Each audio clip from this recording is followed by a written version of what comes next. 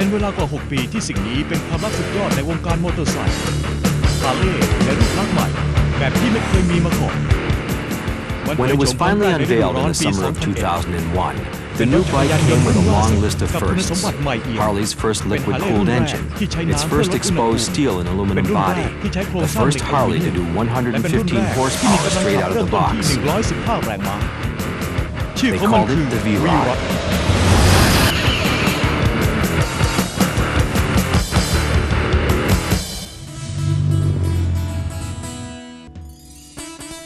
It all started with the idea of doing something that had never been done before. For almost 100 years, Harley Davidson had put out some of the most classic motorcycles ever built. In many ways, they became a symbol of the American spirit itself.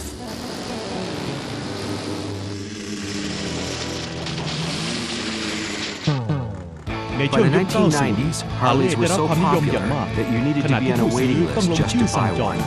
Despite this success, Harley was losing ground to a new generation of riders, more interested in speed than style. At a meeting of Harley's product development committee, the idea began to take shape.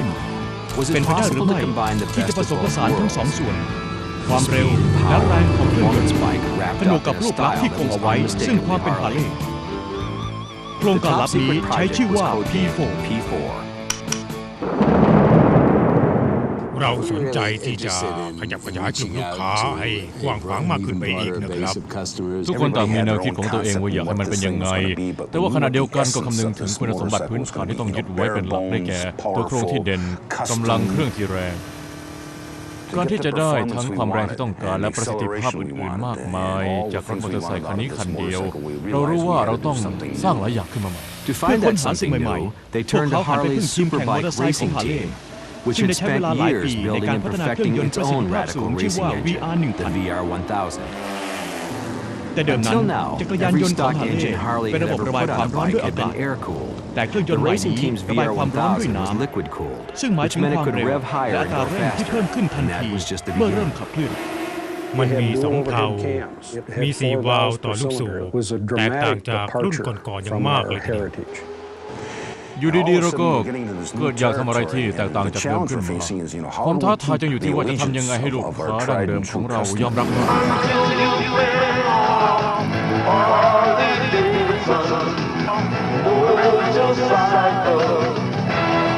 ลูกค้าของฮาร์เลย์แม้จะมีรูปแบบชีวิตที่หลากหลายแต่จงรักภักดีต่อสินค้าโปรดของตนมากกว่ากลุ่มไหนๆในโลกความเสี่ยงสำคัญของโครงการนี้ตั้งแต่เริ่มเลยก็คือเราจะสร้างมอเตอร์ไซค์ที่มีศักยภาพแตกต่างจากเดิมมากแต่ว่ายังคงไว้ซึ่งความเป็นฮาร์เลย์อยู่ได้อย่างไรถ้าคุณเห็นมันวิ่งอยู่บนถนนคุณจะบอกได้ว่ามันคือฮาร์เลย์แน่ถ้าคุณได้ยินเสียงเครื่องยนต์เสียงนั้นก็ต้องบอกถึงความเป็นฮาร์เลย์ขั้นตอนต่อไปโครงการ P4 ถูกส่งต่อไปยังฝ่ายออกแบบซึ่งนำโดยสุดยอดตำนานอย่างวิลลี่ G เดวิดสันเพื่อคงความเป็นฮาร์เลย์จำเป็นจะต้องใช้วิลลี่จีดูแลการออกแบบและนั่นคือสิ่งที่เรามีแต่ว่าบริษัทอื่นนั้นไม่มีเขาเป็นเสาหลักของบริษัทนี้เลยนะครับปกติเราไม่ค่อยมีโอกาสที่จะได้เรียนอะไรใหม่หมดทั้งคันแต่ว่าครั้งนี้เราจะลงไปในรายละเอียดเขาเป็นหลานชายของผู้ก่อตั้งวิลลี่จีจากมิลวอกกี้ไปในยุค 1950 เพื่อไปเรียนการออกแบบที่แคลิฟอร์เนียในปี 1963 เขากลับมารับตำแหน่งเป็นฝ่ายออกแบบและพัฒนารูปลักษณ์ของรถฮาร์เลย์ให้มีรูปโฉมอย่างที่ควรจะเป็น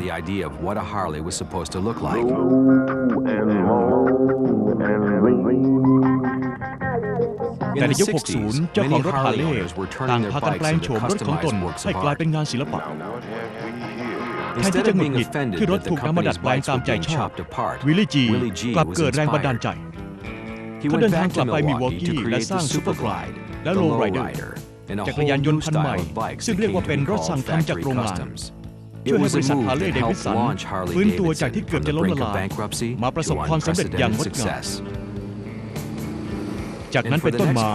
วิลลี่ก็เข้าควบคุมการออกแบบของรถฮาร์เลย์ทุกรุ่นนั่นช่วยให้บริษัทเดินไปข้างหน้า รูปแบบของมันหยิบยืมมาจากรถแข่งซึ่งผมว่ามันน่าตื่นเต้นดี In the ช่ว summer ง of ฤดูร้อนปี 1995, Willie G and วิล his ลี่จี team of และทีมออกแบบ stylists took on รับ Harley's งานครั้ง greatest สำคัญที่สุด challenge สำหรับ ever, ฮาร์เรย์งานออก designing แบบ a มอเตอร์ไซ brand ค์ new รูปลักษณ์ใหม่ motorcycle ทั้ from ง the คัน ground up. ช่วงยาวด้านหน้าเวลามองจากด้านข้างจะเป็นจุดที่จะทำให้คนจำมันได้นะ ถ้าโครงนอกไม่ดีตัวรถก็จะไม่สวยด้วยนะเราต้องออกแบบโครงนอกก่อน แต่ต้องพอจะทราบตำแหน่งตัวรถและออกแบบโครงตามนั้นนะ คือผมอยากจะให้รถคันนี้มีรูปลักษณ์ที่เมื่อคนเดินมาเห็นเข้าแล้วต้องพูดว่านี่มัน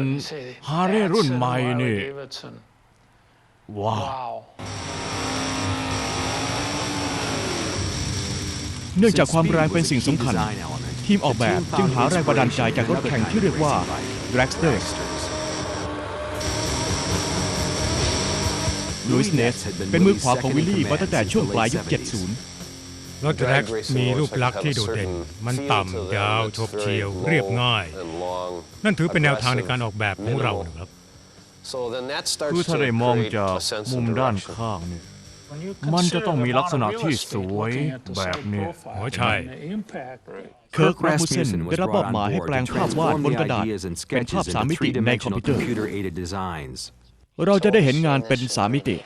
แล้วก็ได้เห็นรายละเอียดที่น่าสนใจในงานออกแบบด้วยครับ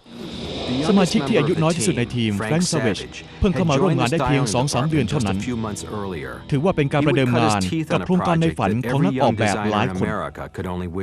แบบนี้จะทำให้ดูเฉียวยิ่งขึ้น ใช่ ครับ ใช่ สำหรับภาพรวม มันแรงดีนะแล้วก็ยอดเลย ใช่ยอดจริง เป็นเรื่องที่น่าตื่นเต้นมากครับที่ผมได้อยู่กับมันตั้งแต่ต้นเลย ได้เห็นมันพัฒนาขึ้นมา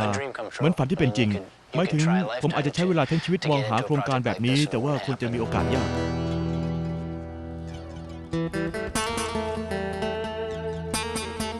ในช่วงต้นพวกเขามีชื่อเล่นให้กับโครงการ P4 ว่า Digger พวกเราชอบชื่อดีเกอร์เพราะเสียงมันฟังดูเหมาะเข้ากับรถของเรานะครับ งานออกแบบครั้งนี้เป็นการผสมผสานทั้งศาสตร์และศิลป์ที่ศูนย์พัฒนาสินค้าซึ่งเพิ่งจะเปิดใหม่ของฮาร์เลย์มีการจัดตั้งทีมงานจากวิศวกรที่คัดสรรแล้ว พวกเขาจะแปลงงานออกแบบชั้นยอดให้กลายเป็นความจริง ผู้ควบคุมที่คอยดำเนินโครงการให้เป็นไปตามกำหนดเวลาและงบประมาณคือหัวหน้าแผนกวิศวกรรมแพท เคลเลอร์ ผมตื่นเต้นครับ เพราะนี่เป็นโอกาสที่ผมจะได้ทำอะไรบางอย่างที่แปลกใหม่และสำคัญต่อฮาร์เลย์เดวิสัน ผมตั้งตารอที่จะสร้างประวัติศาสตร์หน้าใหม่ให้กับงานชิ้นนี้ด้วย เจฟ โรเมเนสโกที่ร่วมทำงานในแผนกวิศวกรรมเครื่องยนต์ของฮาร์เลย์มาตลอด 6 ปี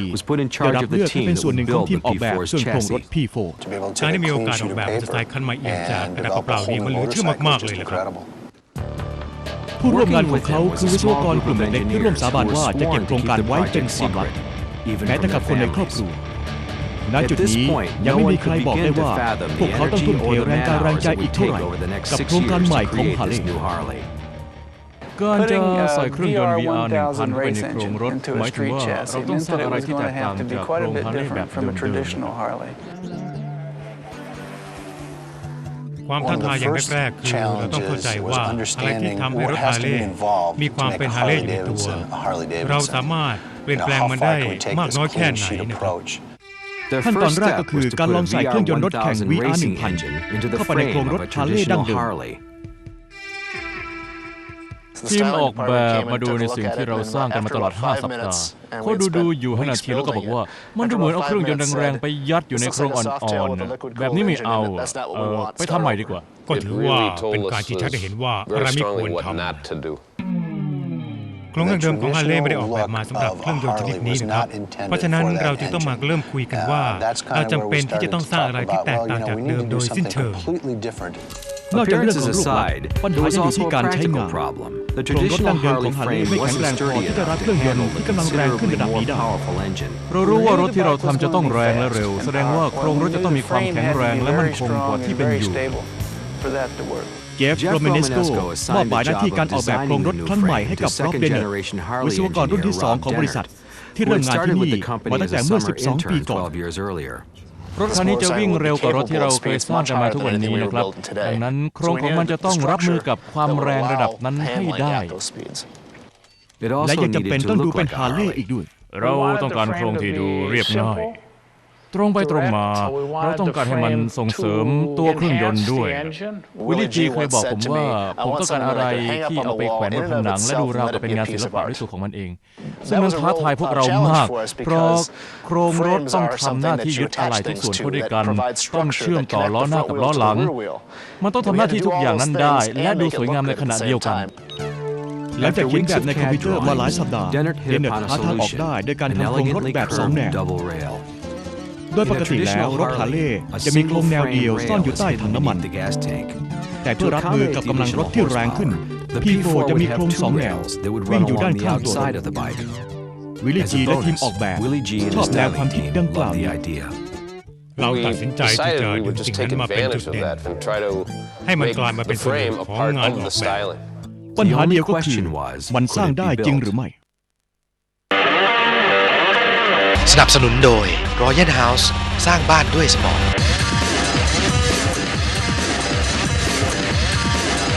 M150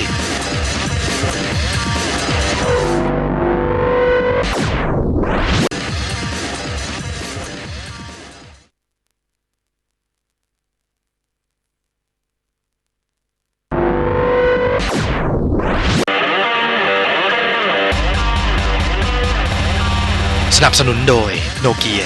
Connecting People โทรศัพท์มือถือ Panasonic X200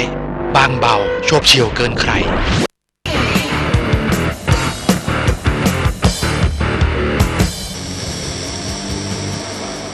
เจฟ คอปลิน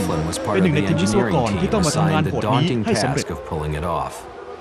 เครื่องรถแข่งนั้นลินบังคับน้ำมันเปิดช่องกับตลอดเรากำลังทำสิ่งที่ไม่เคยมี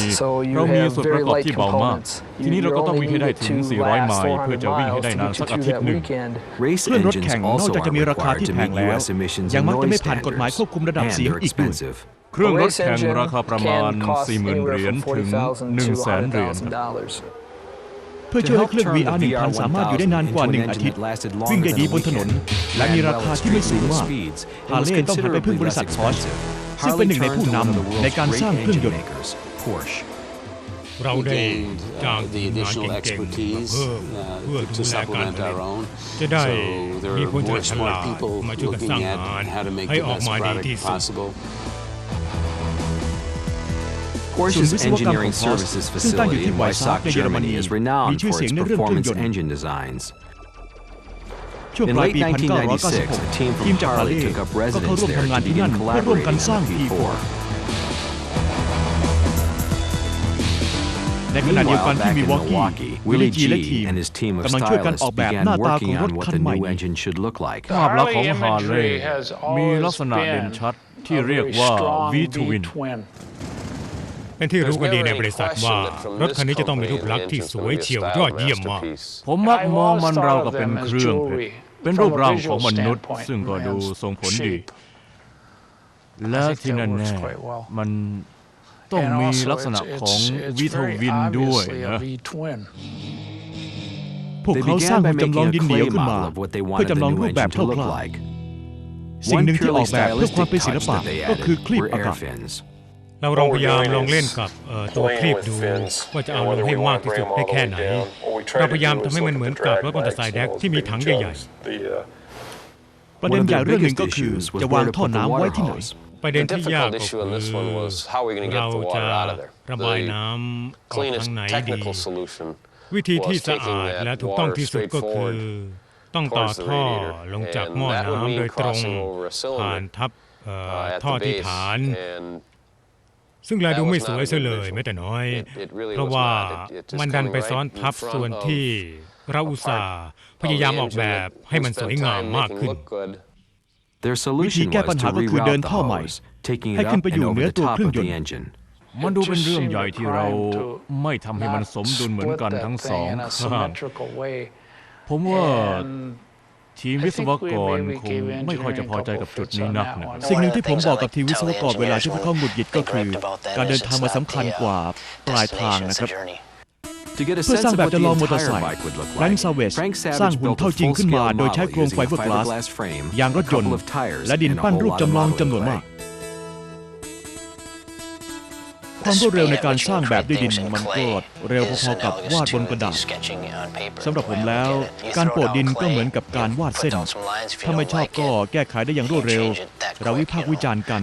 แล้วก็เปลี่ยนได้ในทันทีถ้าไม่ชอบแบบนี้ก็ลองแบบใหม่แบบจำลอง3 มิติทำให้เริ่มเห็นแนวทางในการออกแบบท่อไอเสียอันเป็นส่วนที่ยากที่สุดวิศวกรไมค์นิกส์ดอฟมารับหน้าที่นี้เราต้องปรึกษากับผู้จำหน่ายท่อเพราะขนาดท่อที่เราคิดไว้มันค่อนข้างจะเล็กกว่าที่เราเคยทำมาท่อเล็กๆแล้วก็พื้นที่หน้าตัดที่เล็กมากๆเลยก็นั่นน่ะสินะปัญหาเรื่องการควบคุมระดับเสียงทำให้ท่อจำเป็นจะต้องมีขนาดพอจะบรรจุอากาศ12 ลิตรได้นับว่าเป็นท่อไอเสียใหญ่ที่สุดที่ฮาร์เลย์เคยทำมาแบบเสนอแรกของทีมวิศวกรดูเทอะทะและน่าเกลียดโอ้มาดูใหญ่มากเลยนะที่ออกแบบไม่พอใจนักที่มีท่อจุ12 ลิตรอยู่บนรถแต่ว่าหลังจากที่ทำใจได้กับขนาดพวกเขาก็คิดได้ว่าจำเป็นต้องเปลี่ยนให้มันกลายเป็นท่อไอเสียที่โดดเด่นและสวยที่สุดเท่าที่เราเคยทำไปสุดท้ายทีมออกแบบก็ต้องมาอนุมัติทุกอย่างที่เราทำรูปแบบของท่อไอเสียเกิดมาจากภาพที่เคิร์กได้วาดเอาไว้มันมีลักษณะโฉบลงเราก็เลยเอาแนวคิดตรงนั้นมาพัฒนาต่อและทันทีที่เราเห็นภาพวาดเราก็คิดว่ามันเท่ดีก็ลองแบบนี้แหละแล้วจากนั้นก็เอาดินมาปั้นเป็นรูปเป็นร่างจากนั้นก็ไปดูภาพ3 มิติเปรียบเทียบกับภาพ2 มิติแล้วก็เห็นชัดว่าเจ้าท่อนี้มันใหญ่จริงๆเป็นไปได้เหรอที่เราจะสร้างมันขึ้นมาให้เป็นแบบนั้นคือเราเสียเวลาออกแบบกันมาแต่ในที่สุดก็ไม่รู้ว่าเราจะทำได้หรือเปล่าพอมองดูรูปแบบที่ออกแบบไว้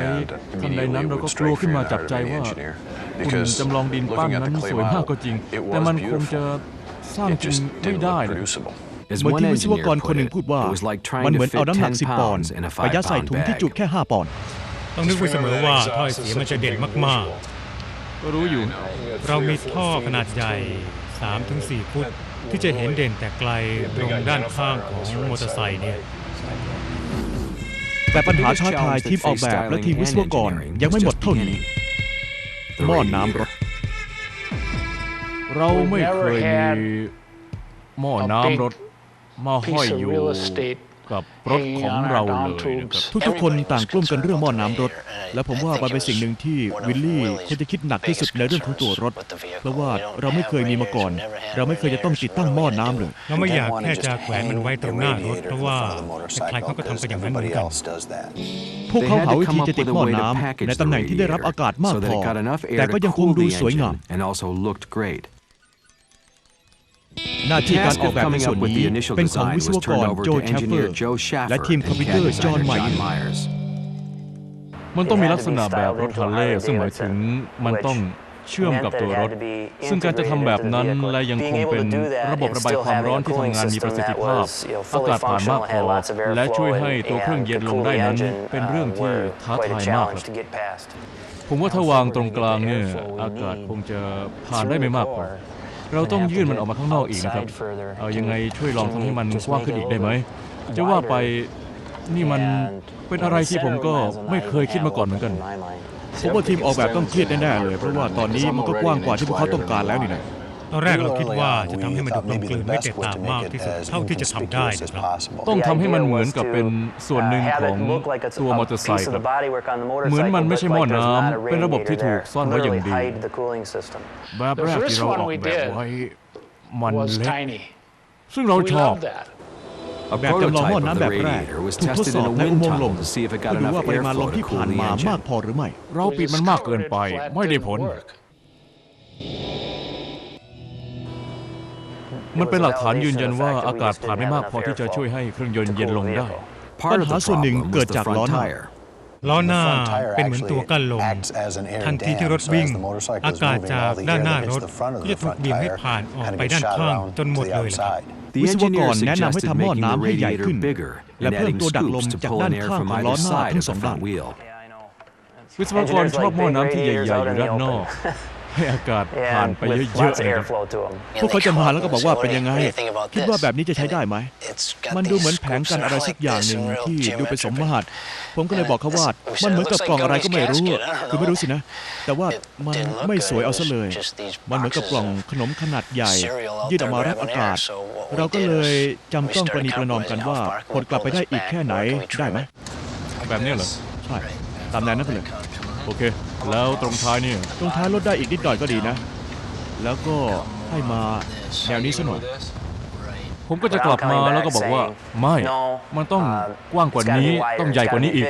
ผมไม่สนใจว่ามันจะแลดูน่าเกลียดหรือเปล่าเราลองกันทุกแบบแล้วแต่ว่าก็จะมีคนเข้ามารองประธานก็เข้ามาในแผนกออกแบบมองดูแล้วก็บอกว่าไม่นะพวกเราก็จะโอเคเดี๋ยวลองใหม่ก็ได้ไม่เป็นไรหรอกบางครั้งเราก็จะบอกทีมงานออกแบบว่าบทธรรมชาตินะเปลี่ยนไม่ได้หรอกนะแต่ว่าพวกเขาก็จำเป็นต้องยืนยันความคิดเดิมแล้วกฎของวิลลี่ก็เปลี่ยนไม่ได้เหมือนกัน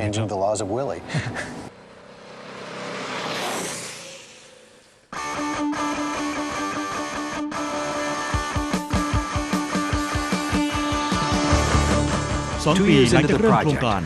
ทีมออกแบบและทีมวิศวกรของรถฮาร์เลย์โฉมใหม่ก็สร้างรูปแบบของรถโดยรวมจนสำเร็จที่ต้องทำต่อก็คือลงรายละเอียดวิศวกรไมค์นิกส์ดอฟต้องรับมือกับถังน้ำมันที่ใหญ่ขึ้นกว่าเดิมกว่า3 เท่าคุณอาจจะสร้างรถที่แลดูสวยสุดยอดแต่ถ้ามันวิ่งได้แค่50 ไมล์ต่อเที่ยวก็คงจะไม่มีใครยอมซื้อตรงด้านกำบังเนี่ยคุณยังคิดที่จะเอาอะไรมาติดอยู่กับตัวถังอยู่หรือเปล่าพวกเขาต้องการความจุถึง3 แกลลอนครึ่งซึ่งพื้นที่เล็กแค่นั้นไม่พอสำหรับถังเหล็กมาตรฐานทั่วไปนิกส์ดอฟที่เสนอให้ใช้ถังพลาสติกถังพลาสติกกับฮาร์เลย์มักจะไปด้วยกันไม่ค่อยได้นะครับแต่พลาสติกนั้นมีคุณสมบัติที่ดีมันกันความร้อนได้และยังแข็งแรงเนื่องจากปราศจากรอยต่อนอกจากนี้ยังสามารถหล่อขึ้นรูปได้หลากทรงเพื่อจุดน้ำมันถึง4 แกลลอนแต่ขณะเดียวกันทีมออกแบบก็กำลังคิดถึงอีกวัสดุหนึ่งซึ่งไม่เคยลองมาก่อนอลูมิเนียมพวกเขาแนะนำให้เราลองทำแผงเครื่องทำถังอากาศด้วยโลหะอลูมิเนียมนะครับผมไม่ค่อยชอบส่วนตรงนี้เท่าไหร่นะผมว่ามันน่าจะทำให้ดูเรียบง่ายกว่านี้ได้อีกผมชอบด้านข้างเพราะว่ามันดูมีขนาดที่ไม่ใหญ่เกินไป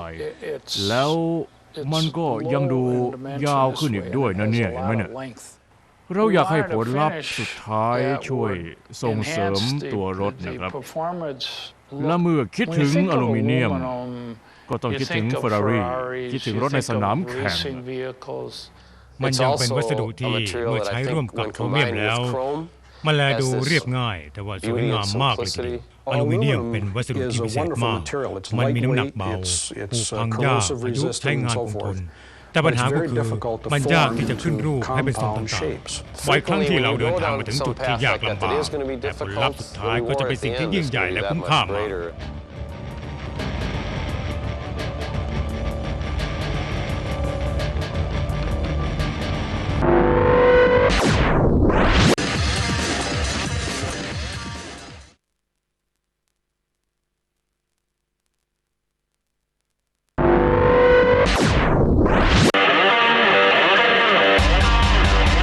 สนับสนุนโดยยาสีฟันซิสเตม่าใหม่สูตร Deep Impact สะอาดทุกซี่เพื่อฟันดีทุกวัน Ford Escape ชีวิตต้องมีนอกลู่นอกทางกันบ้าง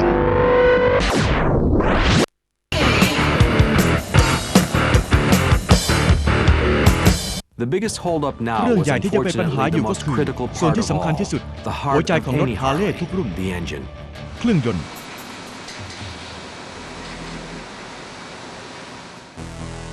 เมื่อรถต้นแบบครั้งแรกสำเร็จมันก็ถูกนำไปเข้าเครื่องจำลองสภาวะเพื่อทดสอบความทนทานการทดสอบเครื่องยนต์ครั้งแรกมีผลลัพธ์ที่น่าผิดหวังมากออกแบบมอเตอร์ไซค์นั้น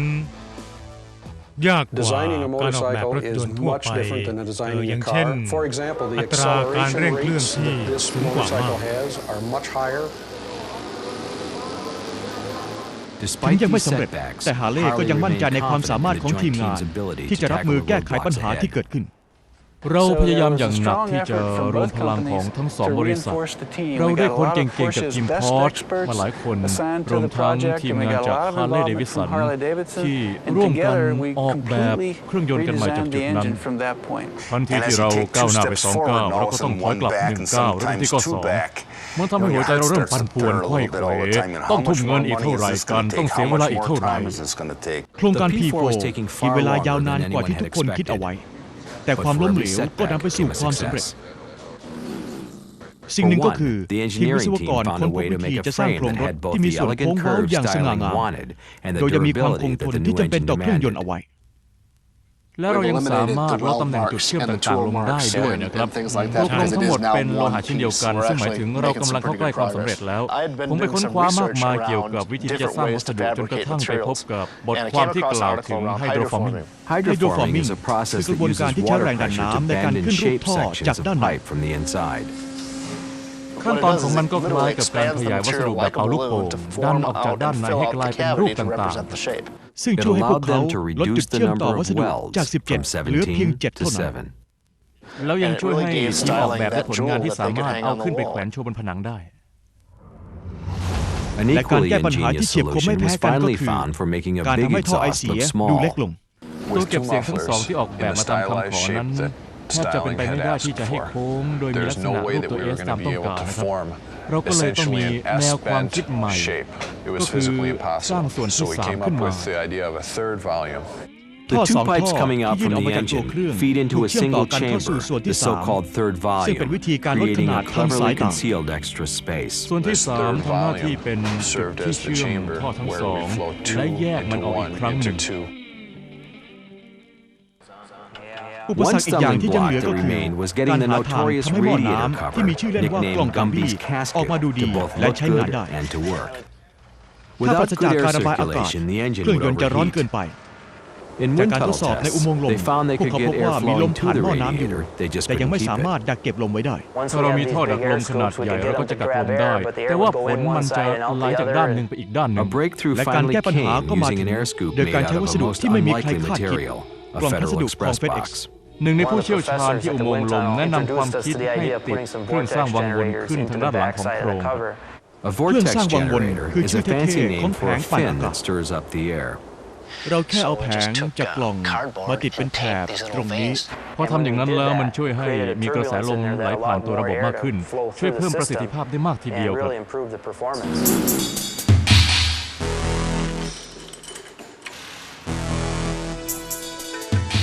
ที่บริษัท Porsche ในเยอรมนี the engine ทีม team เครื่องยนต์ก็ได้ทำงานเสียที A โครง new ต้นแบบอันใหม่ prototype ถูก delivered ส่ง in มาใน early ช่วงต้นปี 1998 was put into the 1998 latest mock-up of the bike. ทีมวิศวกร The engineers ตัดสินใจ decided to ส่ง put ไป it ยัง to ด่าน the ทดสอบ ultimate สุดหิน challenge, Willie คือ G's การขับ first ขี่ทดส ride. อบโดยวิลลี่จี คนเดียวที่จะบอกได้ว่ารถคันนี้ของฮาร์เลย์เดวิสันแท้หรือเปล่าก็คือวิลลี่เดวิสัน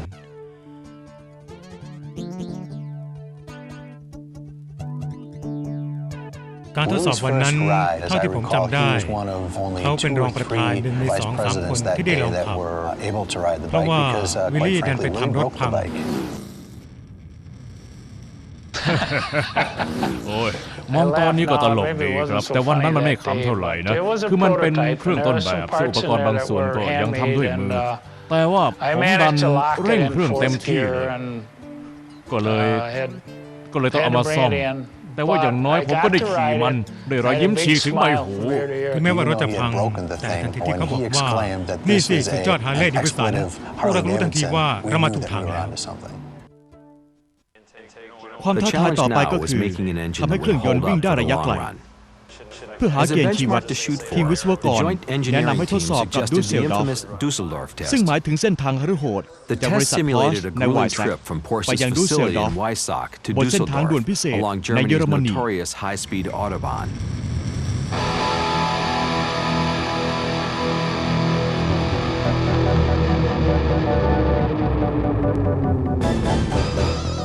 มันมีองค์ประกอบทุกอย่างของทางในเมือง มีขึ้นเขาหักมุมเลี้ยว หรือการวิ่งทางตรงด้วยอัตราความเร็วสูงสุด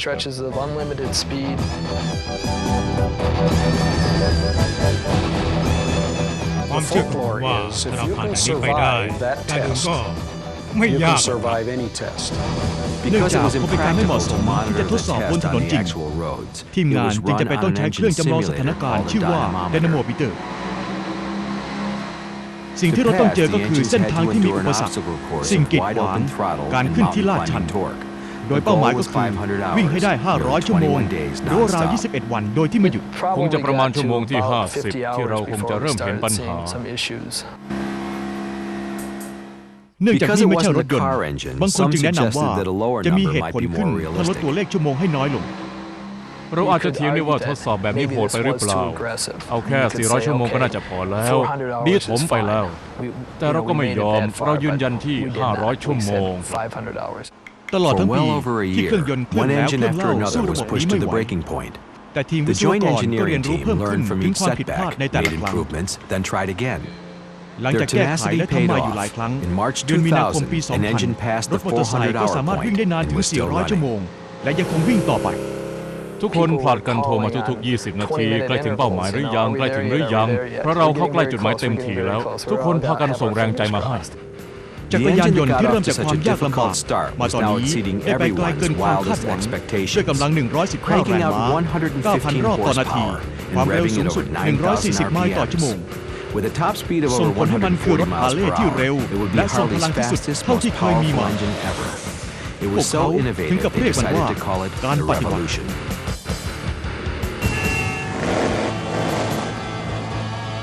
แต่ But ก็ there ยัง was มีอีก still ปัญหา one หนึ่ง small hurdle ข to บวน clear: พาเหรด parades. นี่คือรถฮาร์เลย์เดวิสันเป็นธรรมดาที่ต้องมีขบวนพาเหรด ปัญหาที่มีในตอนนี้ก็คือต้องทำให้เครื่องยนต์เย็นลงในอากาศที่ร้อนจัด The อะไหล่ tightly เครื่องที่แน่นหนา packaged engine ทำให้ left ไม่เหลือ little ที่ room สำห for รับ a พัดลม large ระบาย cooling อากาศ fan, วิศ so วกร engineers จึงพ tried ยายาม two ใช้พัดลมที่มีข strategically นาดเล็กล placed ง smaller fans. เพื่อการท To ดส put อบ them to the พวก test, เขา they เดิน headed ทาง to ไป the ยังบริเวณ hottest ที่ spot ร้อน they ที่ could สุด find. ที่ At อา the ริโซนา Arizona เพื่อวิ่งก Proving ลาง Ground, อุณหภู daytime มิสูงได้ถึง temperatures can easily 120 hit องศา 120 degrees. เพื่อ To ทด test สอบ the ความ bike's ทนทาน ability ต่ออุณ to หภู stay มิ cool at idle, ทีมงาน they're ขับรถ first นาน taken on a 15 นาที 50-minute warm-up บนลู่ ride วิ่ง around ระ the ยะทาง 5 5-mile ไมล์ track. เมื่อเค Once รื่อง they're เริ่ม warmed ร้อน up, ขึ้น they're จึง rolled นำ into เข้าสู่ something กล่อง called ความ a ร้อน heat shed. อุณหภูมิบรรยากาศต้องสูงอย่างน้อย100 องศานะครับรถจะถูกขับเข้าสู่กล่องซึ่งเป็นที่โล่งๆกั้นผนัง4 ด้านให้ได้รับแดดเปรี้ยงส่องบนตัวรถมันควรจะทนได้ระยะหนึ่งโดยที่เครื่องยนต์ไม่ดับลงหรือว่าร้อนจนเกินไป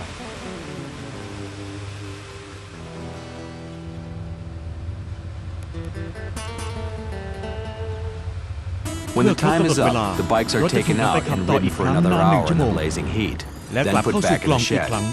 เป็นเช่นนี้ตลอดทั้งวัน This goes on all day. แต่ To ทุกคนต่าง everyone's โล่งใจ relief, the เมื่ bikes อรถ ran สามารถ for วิ่ง 8 ได้นานถึ hours ง without 8 ชั่วโมง overheating โดย once. ที่เครื่อง The ไม่ร้อนเกิน revolution กำหนด engine had passed. ถือว่าผ่านการทดสอบ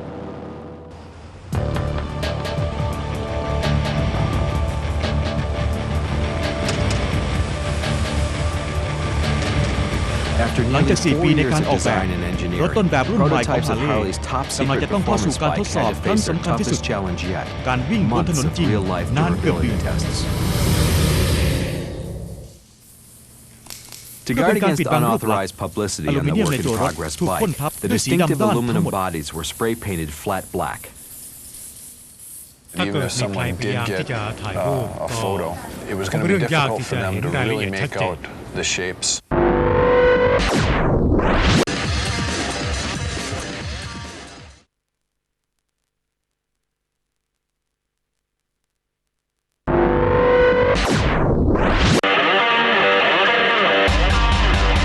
สนับสนุนโดยยาสีฟันซิสเต m าใหม่สูตร Deep Impact สะอาดทุกซี่เพื่อฟันดีทุกวัน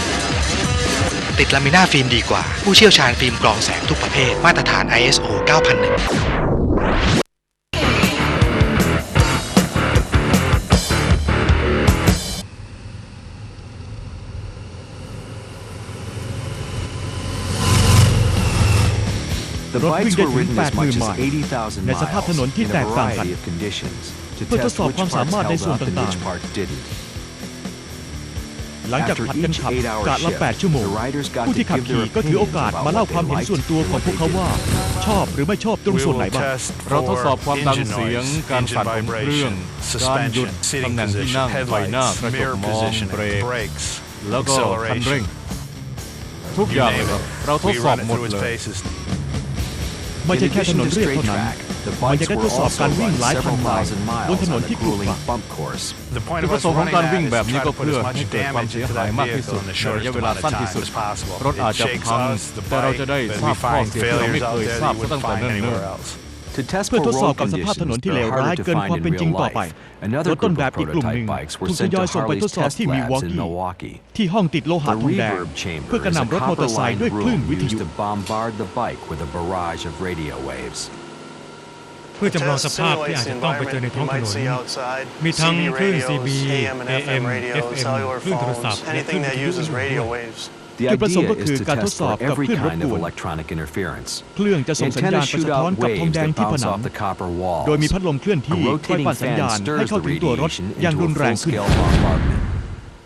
มันเหมือนกับตู้อบไมโครเวฟขนาดใหญ่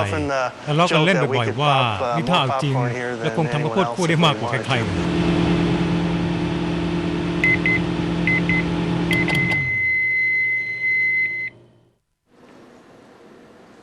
รถแต่ละคันจะต้องผจญกับห้องจำลองที่มีหัวฉีดอัดน้ำ30 หัวตลอด 24 ชั่วโมงเข้าสู่ตัวเครื่องในทุกทิศทางเพื่อเช็คตำแหน่งที่อาจจะเกิดรอยรั่วหรือรอยซึมหลังจากการชำระล้างขั้นตอนต่อไปก็คือทดสอบการวิ่งต่อ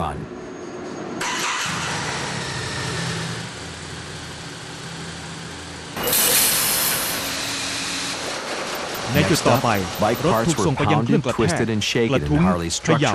ที่ห้องทดลองตลอดทั้งสัปดาห์จุดประสงค์ของห้องทดลองคือทดสอบว่ารถจะไม่พังได้ง่ายๆในช่วงการใช้งานเราอยากจะรู้ว่าต้องแรงแค่ไหนถึงจะพังหรือว่าต้องนานแค่ไหนในแรงกระแทกปกติเพื่อที่จะหาจุดอ่อนของรถมอเตอร์ไซค์ของเราThe full vehicle simulator puts the bike on a bone-jarring hell ride over a simulated road course that includes endless bumps, potholes, and torn-up pavement. เป็นเช่นนี้ตลอดทั้ง 5 วันโดยที่ไม่หยุด Parts were also tested for how well they held up against the elements. The entire concept of the vehicle is very much metallic. We had to figure out how to make it stay that way for as long as somebody owned a motorcycle. มันเป็นการทดสอบที่เต็มไปด้วยหมอกควันและไอน้ำเค็มบางชิ้นส่วนถูกนำขึ้นไปบนหลังคาโรงงานของฮาร์เลย์เพื่อทดสอบการรับมือต่อแดดที่ร้อนแรงและฝนตก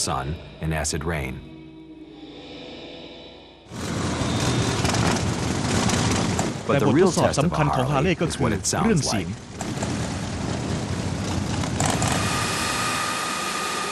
เราเผชิญกับปัญหามากมายในการรักษาเสียงฮาร์เลย์เพราะว่ามันมีเอกลักษณ์ผู้คนต่างก็พูดถึงเสียงของมันกันเสียงของรถถูกทดสอบในห้องที่เรียกว่าอเนโคอิกห้องอเนโคอิกก็คือห้องที่ไม่มีเสียงสะท้อนในห้องนั้นมีระบบคอมพิวเตอร์ที่เชื่อมกับไมโครโฟนรอบทิศเราสามารถตรวจจับได้ว่าเสียงที่ออกมานั้นมาจากส่วนไหนของตัวรถแม้กระทั่งเสียงเล็กๆเราสามารถสร้างกราฟเสียงรอบๆตัวรถและซูมเข้าไปยังจุดกำเนิดของเสียงได้เราสามารถพุ่งเข้าไปยังจุดที่เราคิดว่าไม่ใช่เสียงของฮาร์เลย์เช่นเสียงที่ดังมากเกินไปเกียร์ที่มีเสียงมากกว่าที่ควรจะเป็นนั่นคือสิ่งที่เราจะได้ทราบกัน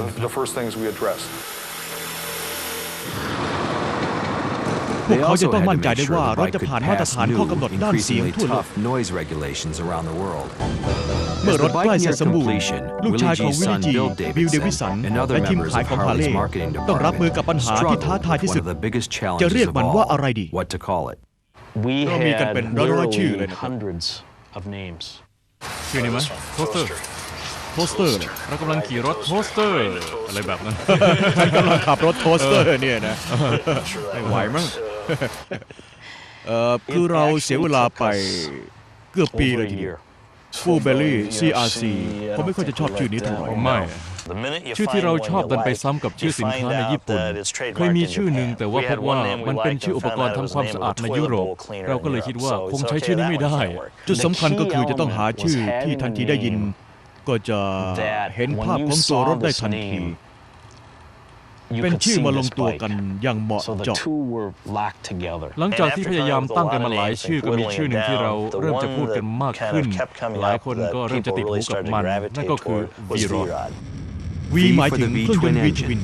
VR หมายถึง VR 1,000 Rod หมายถึง dragster hot rod เมื่อทุก style. อย่างเข้าที่เข้า With ทาง everything finally ก็ in ถึงเวลา place, ที่จะ it ทำ was การประ time ก to อบ gear up the ทั้งตัวเครื่ assembly องยนต์ line. และตัว Both โครง the รถ engine and the bike itself would be กา put รประกอบ together at ทำในโรง Harley's งานใหม่ newest ล่าสุด plant in ของ Kansas Harley City. ที่แคนซัสซิตี้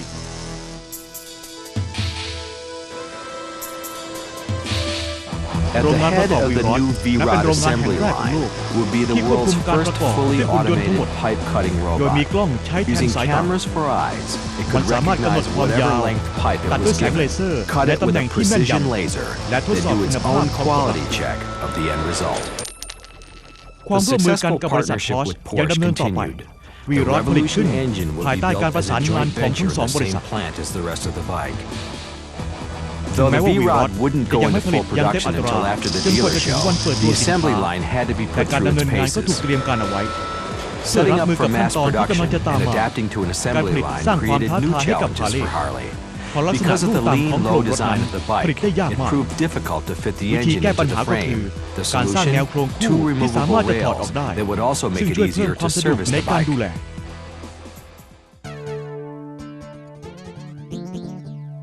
จากจุดเริ่ม Began ต้น as เล็ a ก simple ๆ ณ ตอน idea. นี้เวลาได้ Now, ผ่านไป almost เกือบ 6 6 ปี years later, กับอุป after สรรคนานา hundreds นับ of ประการ unexpected ที่ต้องรับ hurdles มือ and และฝ่า hard-won ฟัน breakthroughs, หลายพัน after ชั่วโมงของ thousands ความ of ดี hours ใจ of และผิด both หวัง disappointment and เงิน success, หลายล้านดอลลาร์ after ที่ millions ทุ่ of มเทลง dollars ไปกับ invested ศาสต in ร์และ the ศิลป์ melding of art and science, แล้วก็ถึงเว the ลาที่วีรอด V-Rod was จะกลาย finally เป็น a ความจริง reality.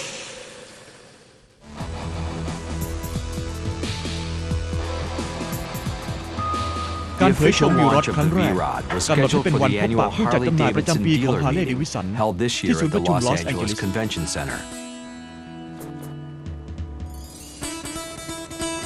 For สำ the หรับทีม team อ of อกแบบและ engineers ทีม and วิศวกร designers, this was นี่ it. คือจุดที่สำคัญที่สุด They had set out to พวก build เขา a ได้สร้าง bike that สิ่ง was ที่ฮาร์เล unlike ย์ไม่เคย anything ได้สร้างมา Harley ก่อน had ever made, แต่ but กระ that นั้น was also ก็ยังคงไว้ซึ่งเอ unmistakably กลักษ a ณ์ Harley. มันเป็น To การสืบ respect ต่ the อ great วัฒนธรร American ม tradition, แต่ but ขณะเดีย also วกั to น grow ก็พัฒ and นาและปรับ extend แต่ง that เพื่อรับ tradition มือกับอ into นา the คต future. มันเป็นประสบการณ์ทางอารมณ์ที่ผมจะไม่มีวันลืมพวกเราได้สร้างจักรยานยนต์ที่แตกต่างจากของเดิมๆที่เราเคยทำกันมาและมันคือประวัติศาสตร์หน้าหนึ่งของบริษัทที่ผมจะภูมิใจไปกับมันตลอดชีวิตอีกไม่นานโลกจะมีรถซึ่งผมได้มีส่วนร่วมในการสร้างสรรค์ทุกๆส่วนผมนึกไม่ออกเลยว่าจะรู้สึกกับมันยังไงพอได้ลองขึ้นขี่และลองขับดู เราก็จะภูมิใจที่ได้รู้ว่าเราสร้างมันโดยเริ่มมาจากศูนย์ถ้าไม่มีพวกเราก็จะไม่มีรถคันนี้ครับถ้าลองได้ทำงานร่วมกันมานานและหนักหนาขนาดนี้เราไม่มีวันลืมได้เป็นเวลากว่า 5 ปีมาแล้วโดยประมาณที่เราอยู่กับมันใกล้ชิดกับมันบางทีเราก็เริ่มชินๆไปบ้างเฉยๆไปบ้างแต่ว่าการที่จะได้เห็นปฏิกิริยาของผู้คนที่มีต่อมันนั้นคงจะเป็นอะไรที่สุดยอดมากท่านสุภาพบุรุษและสุภาพสตรีขอเสียงปรบมือต้อนรับวิลลี่จีและบิลลี่เดวิสันกับสมาชิกใหม่ของครอบครัวเราฮาร์เลย์เดวิสันวีรอด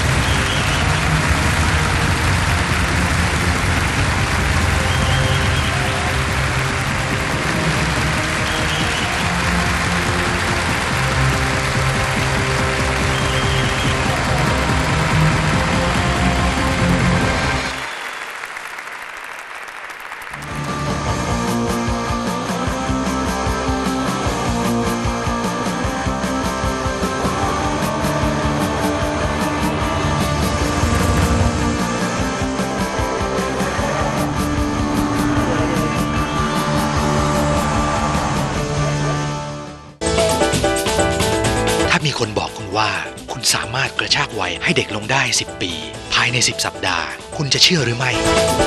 ค้นหาคำตอบด้วยตัวคุณเองเคล็ดลับการล้างพิษในร่างกายการสร้างอุปนิสัยการกินแนวใหม่เทคนิคการออกกำลังกายเพื่อให้ดูอ่อนวัยลง10 ปี